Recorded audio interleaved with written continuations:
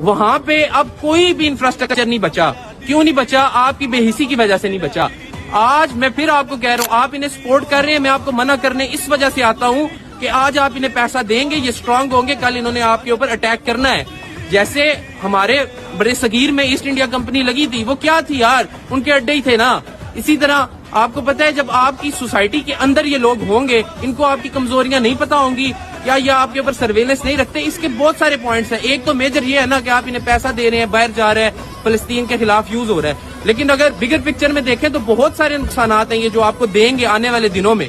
تو آج آپ نے ایک ڈیسیژن لینا ہے.